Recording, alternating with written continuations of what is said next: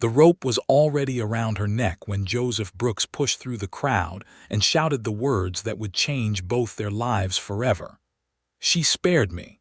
I claim the dead of the road." The square at Thornhollow Crossing had gone quiet the way a held breath goes quiet. 400 souls packed shoulder to shoulder between the market stalls and the gallows platform, and every one of them turned to stare at the lamplighter, standing alone with his oil-stained coat, and his soot-blackened hands raised over his head like a man surrendering to the sky. On the platform, kneeling in chains with her wrists lashed behind her and a noose already looped snug against her throat, Ragesh Grimtusk lifted her head. Her amber eyes found him through the crowd, and something in her broad, tusked face shifted. Not hope, not yet, because hope was a luxury she had long since buried, but recognition, sharp and sudden as a blade drawn in the dark. "You," she rasped, her voice rough from 3 days without water in the jail beneath the keep. "The little firefly with the lantern pole." "Silence, orc," barked the executioner, a thick-necked man named Garrow who worked for the castellan and took his coin gladly. But it was too late. The words were out, and the crowd was murmuring, and Castellan Adric Vane himself was already rising from his canopied chair at the edge of the platform, his velvet robes the deep green of Thornhollow's banner, his narrow face darkening like a coming storm. "What is this interruption?" Vane's voice carried across the square, smooth and cold, the voice of a man who had learned to sound like authority long before he had earned any. "Who dares halt a lawful execution?" Joseph's heart was hammering so hard he thought the whole crossroads must hear it, but he did not let his voice shake. He had spent 11 years walking these streets alone in the dark with nothing but a lantern and a long iron pole to protect him, and if there was one thing that solitary work had taught him, it was how to stand still when everything in him wanted to run. "My name is Joseph Brooks," he called out. "I am the night watchman and lamplighter of this crossing. 3 months ago, during the raid on the West Caravan Yard, that orc," he pointed at Ragesh, and his hand did not waver, "held a blade to my throat when I was caught alone in the fire, unarmed, with nothing to defend myself. She had every right under the old ways of war to take my life. She chose not to. She spared me." A ripple went through the crowd. Some scoffed, some spat, but others, the caravan folk especially, the drovers and wagon masters and guild factors who knew the old roads and the older laws that governed them, went very still. "And what does that matter to me?" Vane said, though a muscle ticked in his jaw. It was old Meister Corvin Ash, guildmaster of the Caravan Council, who answered before Joseph could. The elderly man rose from his bench near the platform, leaning on his silver-headed cane, his voice carrying the weight of 40 years mediating disputes between merchants of a dozen races. "It matters, my Lord Castellan, because the debt of the road is older than your keep and older than mine.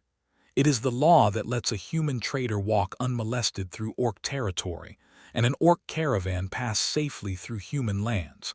Life spared for life spared. It is why the roads stay open at all, in a world such as ours.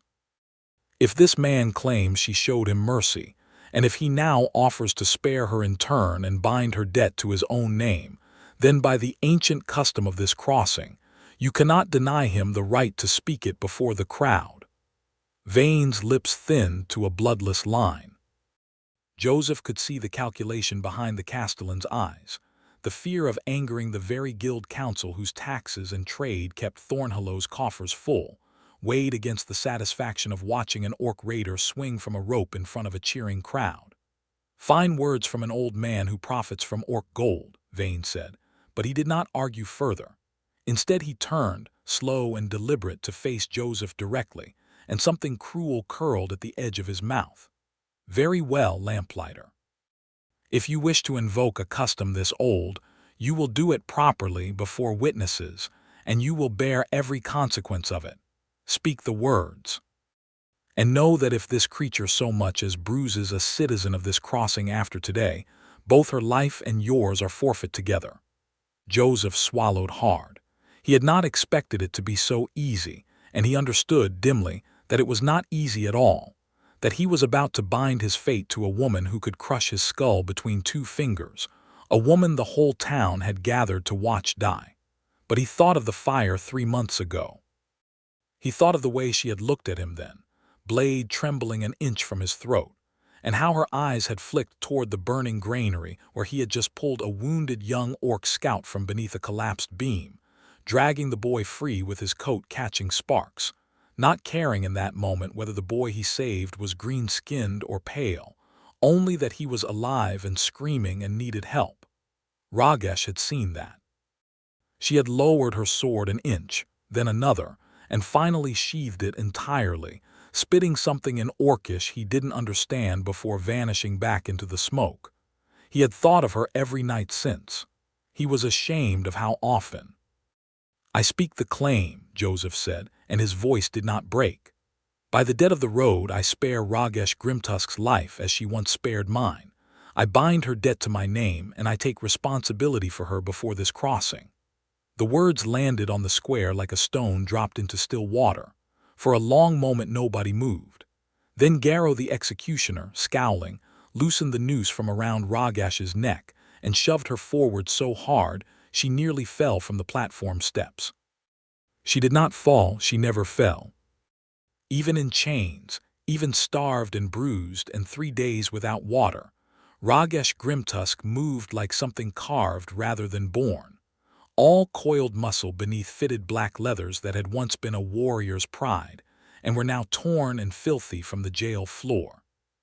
She stood nearly a head taller than any man in the square, her shoulders broad and powerful, her dark green skin marked with old scars earned in battles Joseph could only imagine, her black hair bound back in 3 thick warrior's braids threaded with bone beads that had somehow survived her captivity.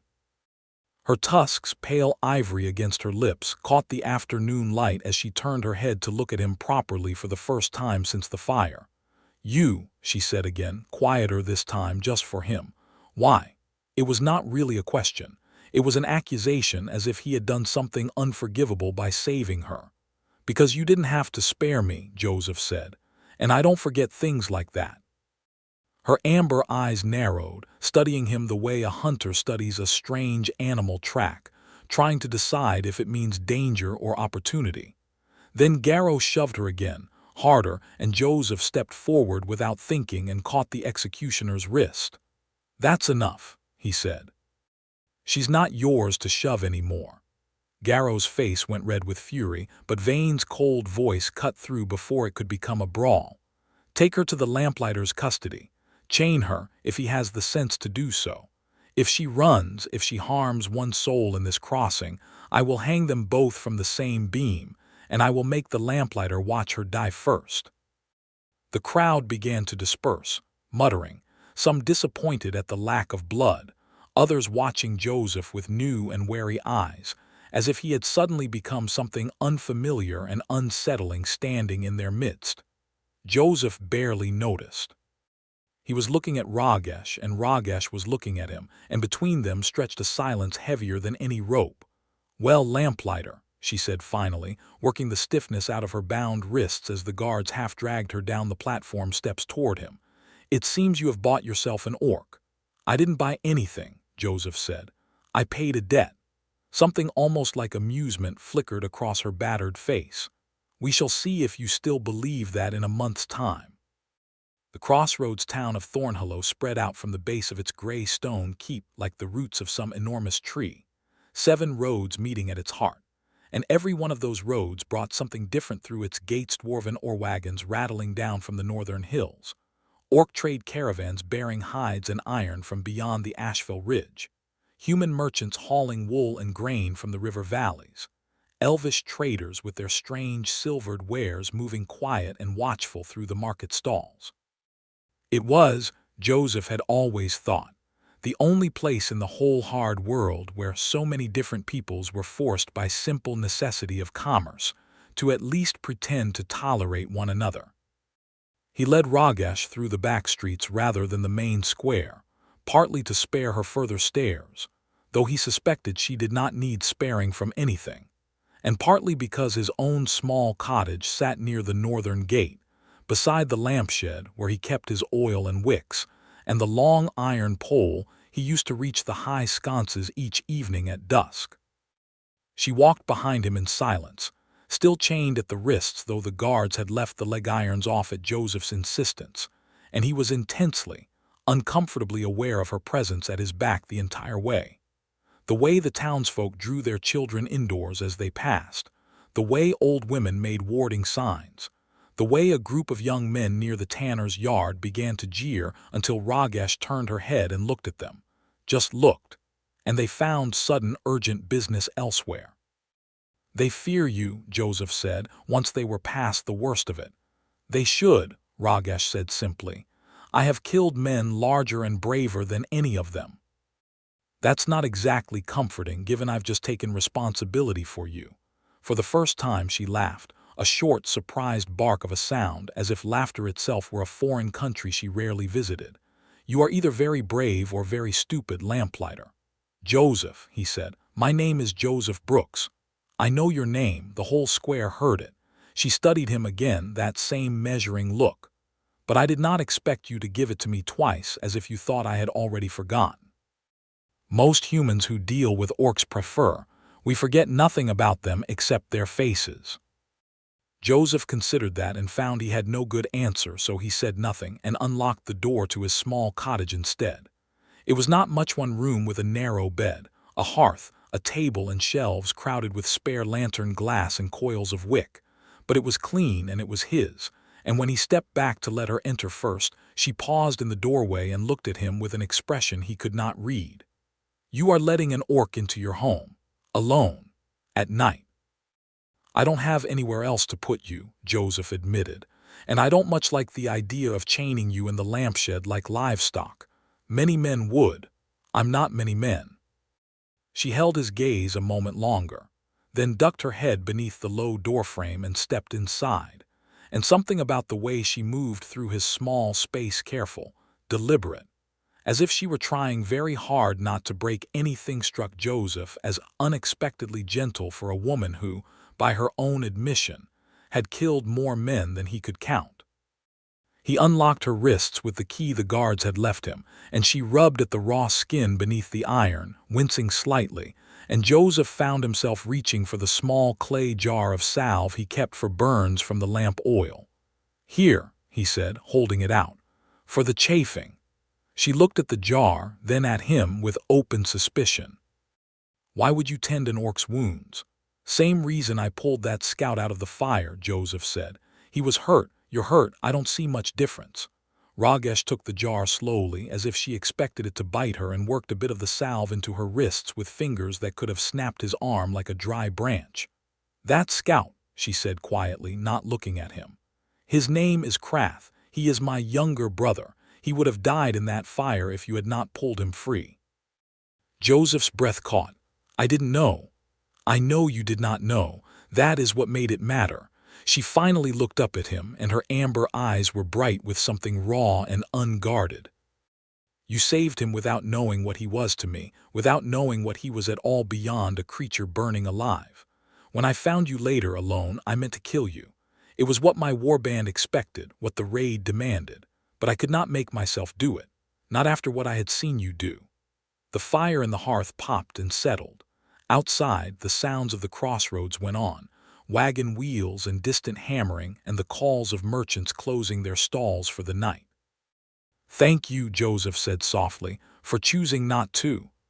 "Do not thank me yet," Ragesh said, and there was a warning in it, though whether the warning was for him or for herself, Joseph could not tell.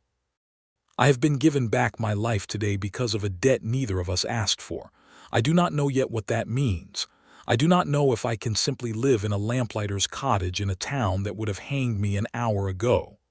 "You don't have to know yet," Joseph said.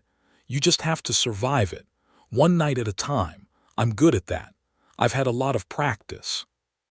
Something in the honesty of it seemed to reach her, because the hard line of her shoulders eased, just slightly, and she sat down on the edge of the narrow bed he offered her, watching him with those unreadable amber eyes while he banked the fire and prepared, for the first time in 11 years, to share his small, quiet world with someone else.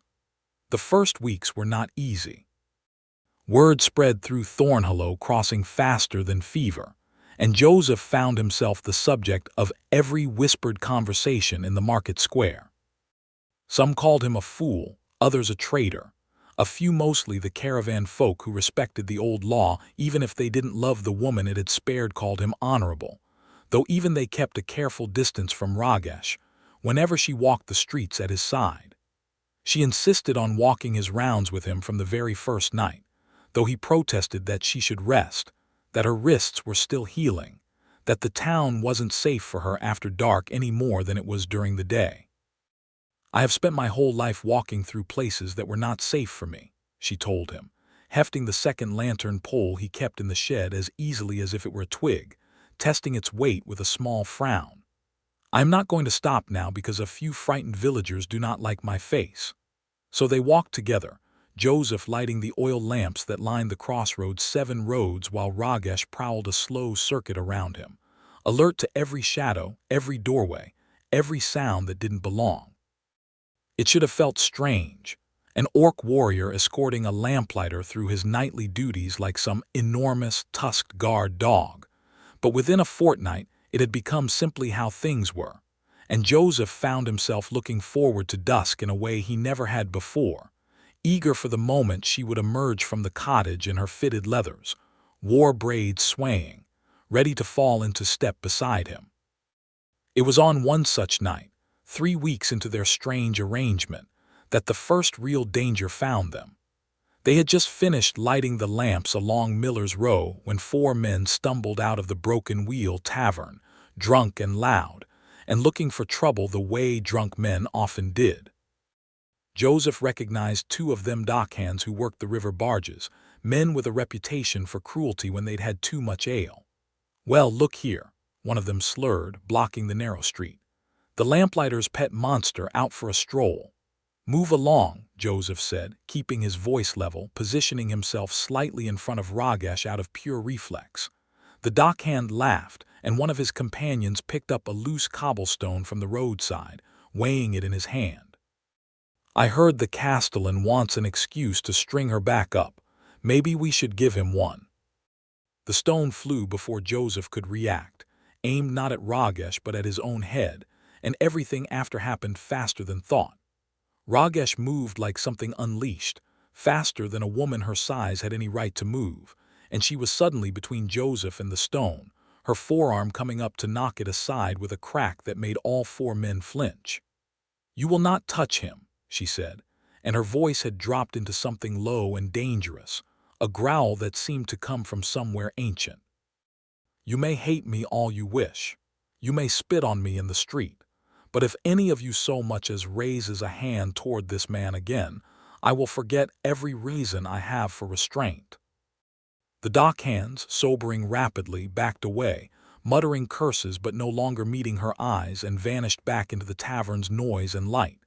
Joseph stood frozen, staring at her, his heart pounding from something that was no longer only fear. "You didn't have to do that," he said quietly. "I did," Ragesh said, and there was something fierce and unfamiliar in the way she looked at him, as if she had surprised herself as much as him. "You are under my protection now, Joseph Brooks, whether you asked for it or not. I spared you once because of what you did for my brother. I do not intend to let some drunken fool undo that by cracking your skull open in a filthy alley." "Under your protection," Joseph repeated, and something warm bloomed in his chest despite the fading fear. "Funny, I thought I was the one who spared you." "Perhaps," Ragesh said, and the corner of her mouth twitched, almost a smile. "But perhaps a debt can run both directions, lamplighter." They walked the rest of the round in a silence that felt different than before, charged, aware, both of them stealing glances the other pretended not to notice. And when they finally returned to the cottage, Joseph found himself standing a moment too long in the doorway, close enough to feel the warmth radiating off her skin, close enough to see the small scar above her left eyebrow that he had never noticed before. "Good night, Ragesh," he said softly. "Good night, Joseph," she answered, and for just a moment her rough fingers brushed against his hand as she moved past him into the cottage. An accident, perhaps, or perhaps not, and the touch lingered on his skin long after the door had closed between them for the night. Castellan Adric Vane had not seized Thornhollow Keep through any right of blood, though he wore the green and silver colors of House Thorn as if he had been born to them.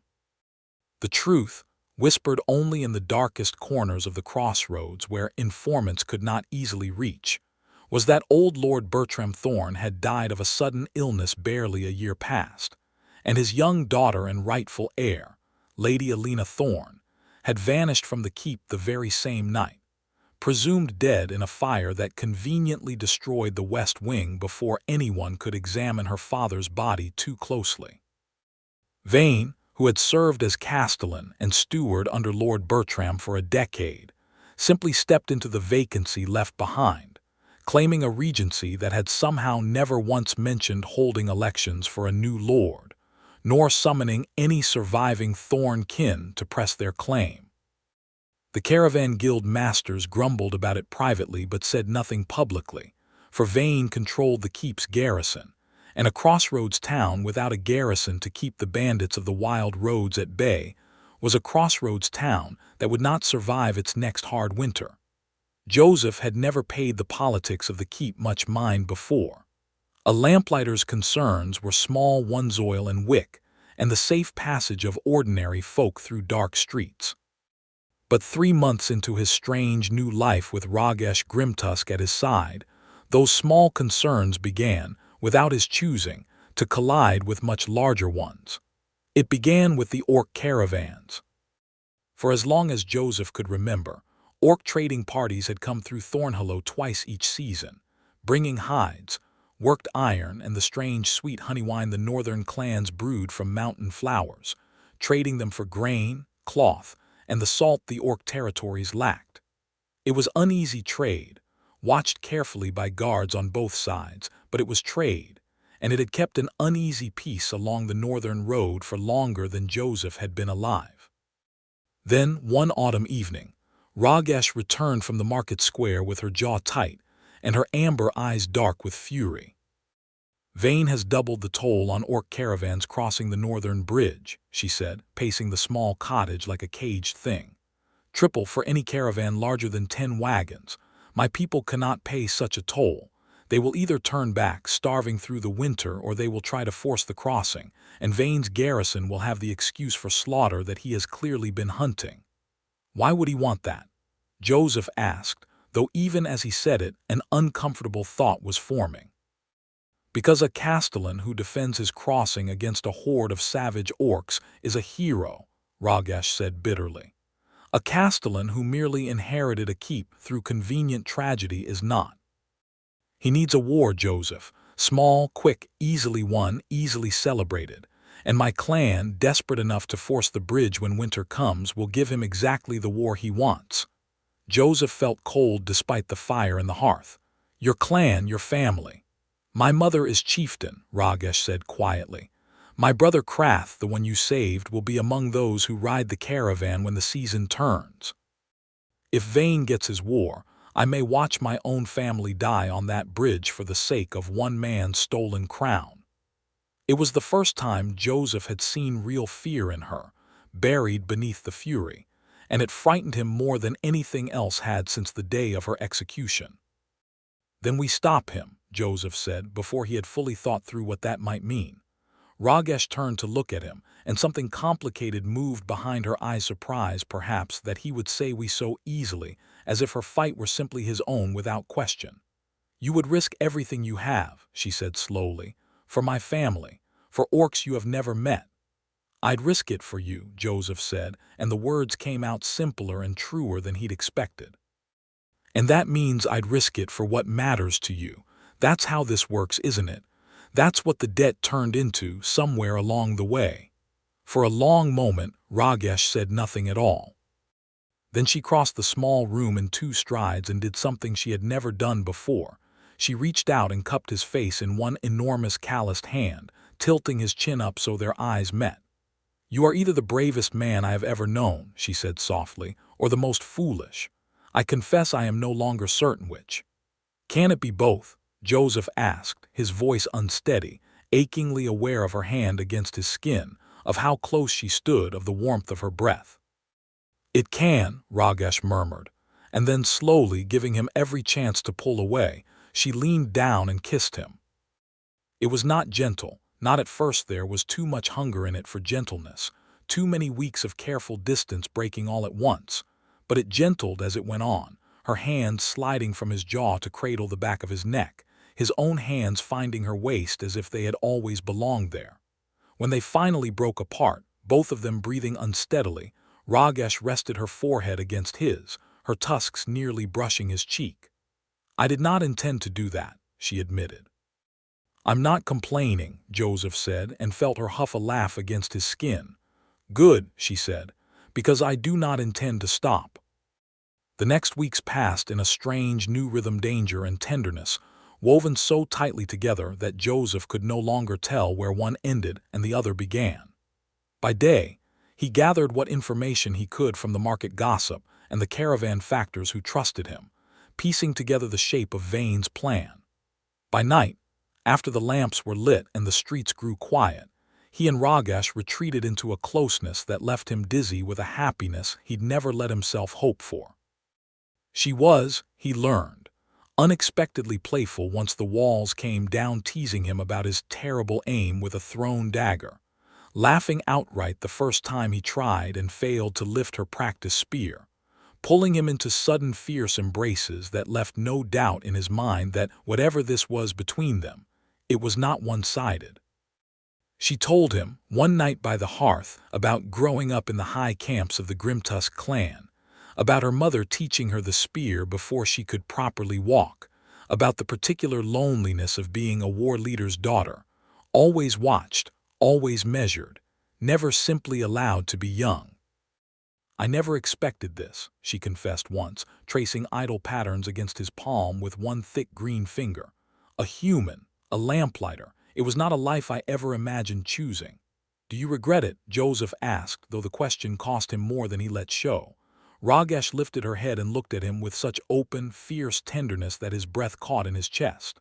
"I have killed for less offense than the suggestion that I regret you, Joseph Brooks. Ask me something worth asking."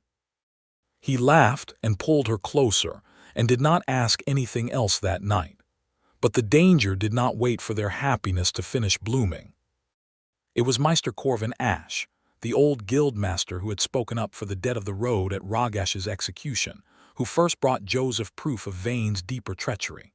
He came to the cottage late one evening, cloaked and nervous, carrying a small leather folio he would not let out of his hands until the door was bolted behind him.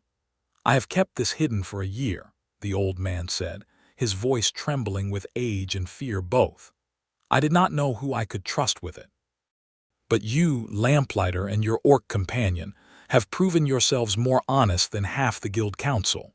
Look."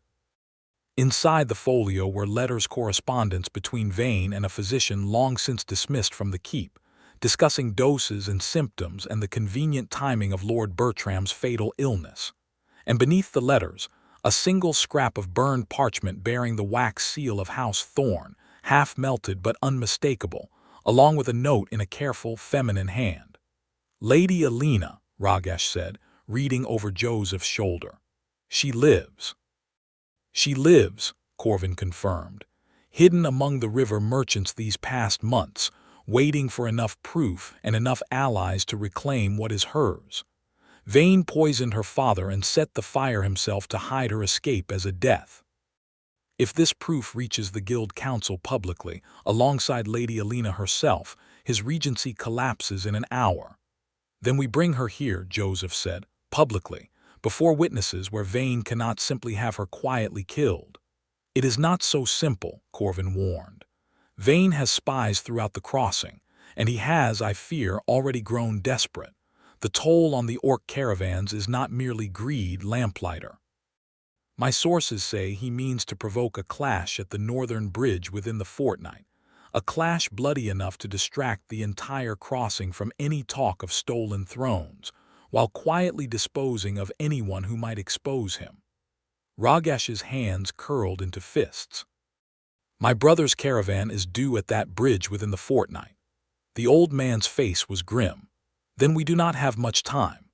The plan, when it finally formed, was dangerously simple. Corvin would gather Lady Alina from her hiding place among the river merchants and bring her to the crossing square on market day, when the whole town would be gathered, and Vane could not simply vanish the confrontation into some quiet dungeon cell. Joseph would use his standing, however small, as a man the caravan folk had come to trust, to help spread word among the guild masters to be present and ready to hear the proof. And Ragesh would ride for the northern bridge to warn her clan away from the trap before Vane's soldiers could spring it. "It is too dangerous," Joseph said immediately, the moment Ragesh announced her intention to ride alone. "Vane's garrison patrols that road. If they catch you—" "They will not catch me," Ragesh said, checking the edge of the spear she had, with Corvin's quiet help, managed to reclaim from the keep's armory storage where her confiscated weapons had been kept. "And even if they did, Joseph, I have faced worse odds than a garrison of frightened boys who have never fought anything larger than a drunk in a tavern brawl." "That's not the point," Joseph said, and to his own surprise his voice cracked with the force of his fear. "I can't lose you, not now, not after everything." Ragesh paused, spear half raised, and something in his face made her set the weapon down and cross the room to him. "You will not lose me," she said, cupping his face in both hands now, her thumbs brushing gently over his cheekbones. "I have survived worse roads than this one, Joseph Brooks.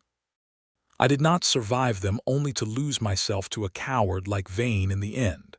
I will ride to the bridge, I will warn my clan, and I will return to you before the market bell rings on the appointed day.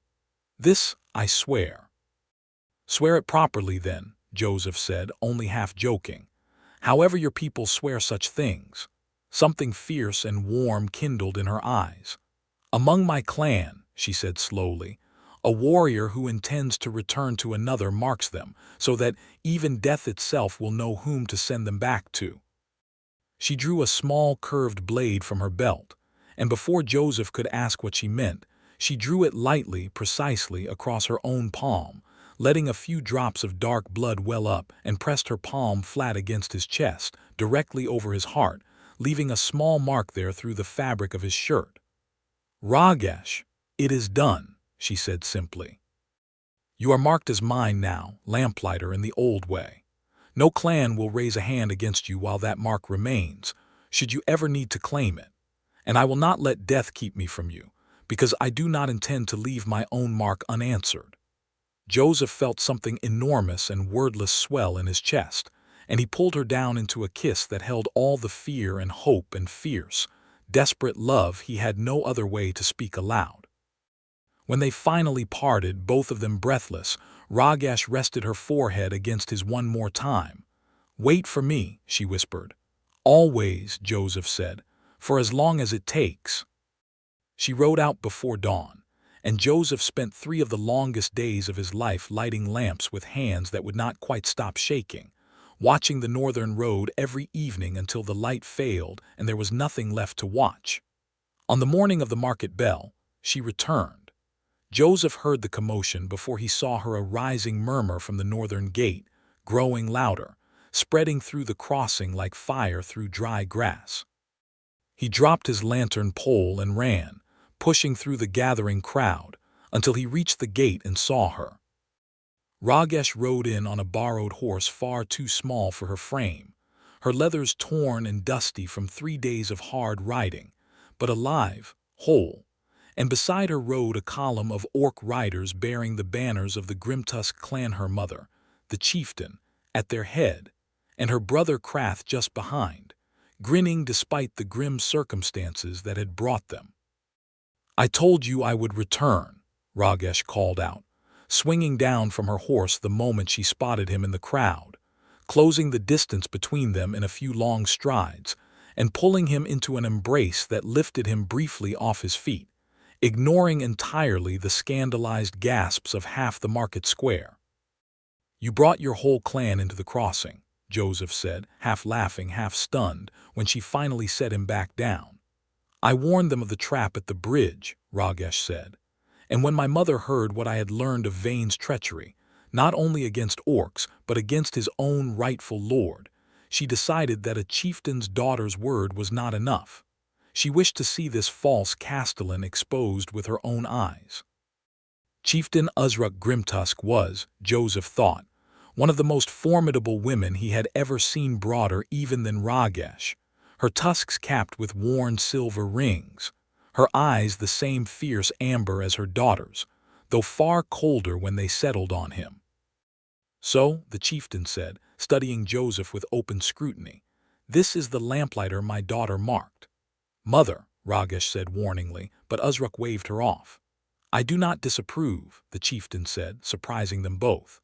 "A man who saves my son from fire without knowing his blood, who claims an orc's debt before a jeering human crowd, who waits 3 days upon a road for my daughter's return with his heart plainly written across his face, that is not a small man, whatever his size.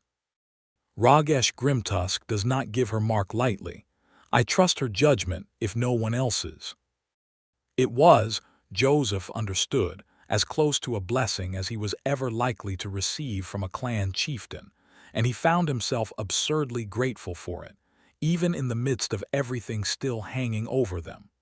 But there was no more time for relief. The market bell was ringing, calling the crossing's people to the square, and somewhere among the crowd, Castellan Vane would already be hearing word that an orc chieftain had ridden through his gates in broad daylight, banners flying, with the exposed lamplighter and his marked orc lover at the head of the column. The confrontation, when it came fast, and it came in the open square before the gathered crowd, exactly as they had planned, though not exactly as anyone had expected. Vane emerged from the keep with a full contingent of guards, his face a mask of practiced calm that did not quite hide the fury simmering beneath it. Meister Corvin stood ready near the platform steps, and beside him, cloaked and hooded until the very last moment, stood a slight young woman who threw back her hood the instant Vane's gaze fell upon her, revealing a face the older folk of Thornhollow remembered well. "Lady Alina," someone in the crowd gasped, and the word spread through the square like sparks catching dry thatch. "You are dead," Vane said, his composure cracking for just an instant. "You died in the fire." "I have never been more alive," Alina Thorne said, her voice clear and steady despite months of hiding. "And I have proof, Castellan, of exactly how my father died and exactly who set that fire to hide my escape." Corvin held up the leather folio, and the guild masters gathered near the platform pressed forward to see, murmuring darkly among themselves as the letters and the burned seal were passed hand to hand. Vane's mask shattered entirely. "Seize them," he snarled at his guards. "All of them, the girl, the old man, the orc scum, and their pet lamplighter. I want them silenced before this goes any further." But the guards hesitated, glancing uncertainly between their castellan and the growing crowd, between the rightful heir standing in plain sight and the orc chieftain's column still holding formation at the square's edge. And in that hesitation, Vane made his final, fatal mistake. "Then I will silence them myself," he spat, and drew a hidden blade from beneath his robes, lunging not for the girl, not for the old man, but for Joseph, the weakest link, the ordinary man who had somehow set all of this in motion, the easiest death to make an example of before the crowd's eyes. Joseph saw the blade coming and had time only to think, absurdly, that this was a strange way for a lamplighter's life to end, when Ragesh moved. She crossed the space between them faster than anything her size should have been able to move, and what happened next would be spoken of at every tavern and campfire along the crossing roads for years afterward. She did not draw her spear. She did not need to. Ragesh caught Vane's knife-wielding wrist in one hand, and with the other she seized the heavy oaken support post of the market platform, the same platform where she had once knelt with a noose around her neck, and tore it bodily from its foundation with a sound like a thunderclap, splinters and stone dust exploding outward as the entire wooden structure groaned and began to lean. The crowd's jeering, their murmuring, every sound in the square died in an instant. replaced by a silence so total that Joseph could hear his own heartbeat hammering in his ears. Vane stared up at her, his knife hand still caught in her grip, his face bleached white with terror as the platform continued to groan and shift dangerously above the crowd nearest it. With her other hand still holding the massive support beam like it weighed nothing more than a walking stick, Ragesh could have brought the entire structure down on him. She could have crushed him where he stood. Every soul in that square understood in that frozen moment exactly what she was capable of, and exactly how thoroughly they had all underestimated her. She did not kill him. Instead, with careful, deliberate strength, she lowered the massive beam back into its shattered foundation, wedging it steady enough to hold the leaning platform from collapsing onto the crowd, and only then did she turn back to Vane, still gripping his wrist hard enough to make him whimper. "You raised a blade against the man I love," she said, her voice carrying clear and cold across the utterly silent square, "in front of witnesses, in front of the true heir you tried to murder, in front of your own guards who now see exactly what kind of man they have been serving. I could kill you where you stand, Castellan, and not one soul here would blame me for it." She paused, and her amber eyes flicked just briefly to Joseph, standing frozen and stunned a few feet away. "But I was once condemned to die for showing mercy," she said, loud enough for the whole square to hear. "And I did not regret it then, and I will not regret it now. Live, Castellan Vane, and let every soul in this crossing remember that an orc showed you a mercy you never once showed anyone yourself." She released his wrist, and Vane collapsed to his knees in the dust, weeping, broken, as his own guards moved forward, not to protect him, but to place him under arrest at the guild master's furious command.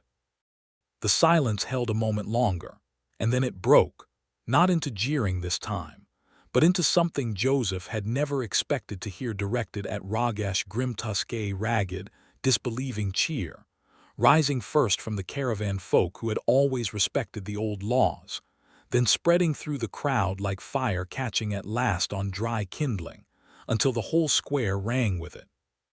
Joseph crossed to her on legs that still felt unsteady and pulled her into his arms in front of the entire crossing, not caring any more who watched or what they thought. "You could have died," he said into her shoulder. "That blade, it never touched me," Ragesh murmured, holding him just as tightly. "I told you, Joseph, I do not intend to leave my mark unanswered." Vane's fall was swift once it began. With Lady Alina Thorne's identity confirmed and the proof of her father's murder laid bare before the guild council, the garrison itself turned against the man who had ordered them to silence the truth, and by nightfall Castellan Adric Vane sat in the very jail cell where Ragesh had once awaited her execution, awaiting judgment of his own.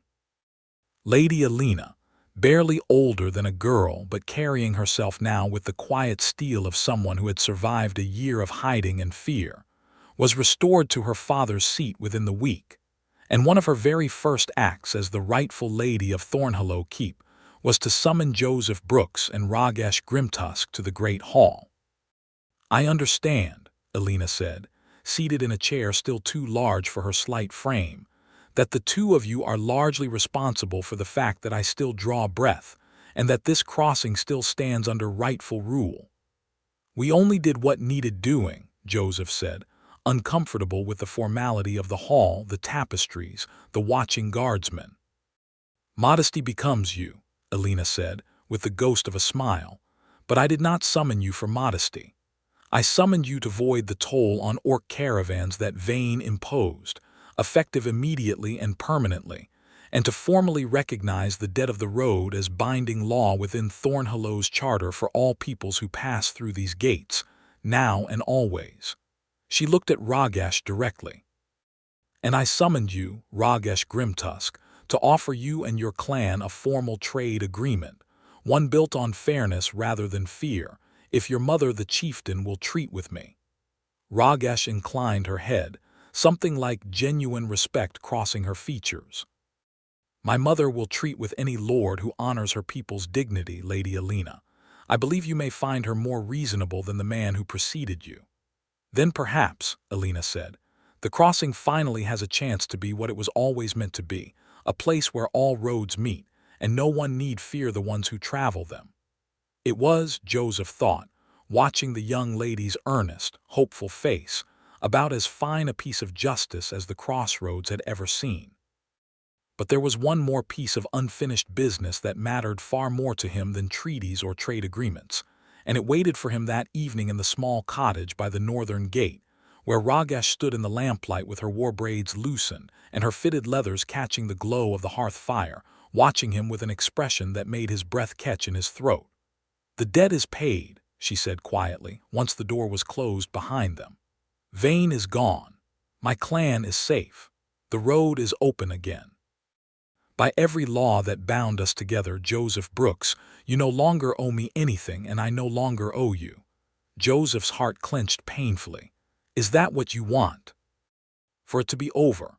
"No," Ragesh said and crossed the room to him in 2 strides, cupping his face in both hands the way she had that very first night the danger began. "That is precisely my point. The debt is paid. There is no law left binding us together anymore. And still, Joseph Brooks, I find that I do not wish to leave this cottage or this crossing or you, not because I owe you anything, only because I want to stay." "I want you to stay too," Joseph said, his voice rough with feeling. "I wanted it long before any debt was ever paid, Ragesh. I think I wanted it from the moment you looked at me in that fire and chose not to kill me." "Then it seems," Ragesh murmured, leaning down until her forehead rested against his, "that we have both been fools, waiting for a law to give us permission to want what we already wanted freely." "Then let's stop waiting," Joseph said. She kissed him then, slow and certain, no longer touched by fear or urgency or the shadow of danger, only by the quiet, overwhelming truth of 2 people who had chosen each other with open eyes and now had nothing left standing between them. When they finally drew apart, she rested her hand flat over the small, scarred mark on his chest, the one she had given him before riding for the bridge. "Among my people," she said softly, "when a warrior wishes to bind herself to another for good, beyond any battle debt or claim of mercy, she asks them properly with her own words, not with blood or law but with truth alone. So I am asking you, Joseph Brooks, lamplighter of Thornhollow Crossing, the bravest and most foolish man I have ever known. Will you have me? Not because you owe me your life, not because I owe you mine. Only because I choose you, above every other path this world could offer me, and I wish for you to choose me back." Joseph felt tears sting his eyes, unashamed of them. "I choose you, Ragesh Grimtusk," he said. "I chose you the moment I stood up in that square with my heart in my throat, and I will keep choosing you every single day for as long as you'll let me." That night, in the small cottage that had somehow become home to them both, the last careful distance between them finally dissolved into warmth unhurried, tender and fierce all at once, a joining not of debt or duty but of 2 hearts that had found, against every improbable odd the crossroads could throw at them, exactly where they belonged.